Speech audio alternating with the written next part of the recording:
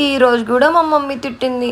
ఈరోజు ఏమనుకున్నానంటే మా మమ్మీకి పాపం రెస్ట్ ఇద్దాం, పాపం కష్టపడుతుంది కదా కిచెన్లో అని జాలి వేసి మమ్మీ నేను వంట చేస్తాను నువ్వు రెస్ట్ తీసుకుంటే మా మమ్మీ వద్దులే అమ్మ నాకు అంత అదృష్టం వద్దు అది ఇది అంది.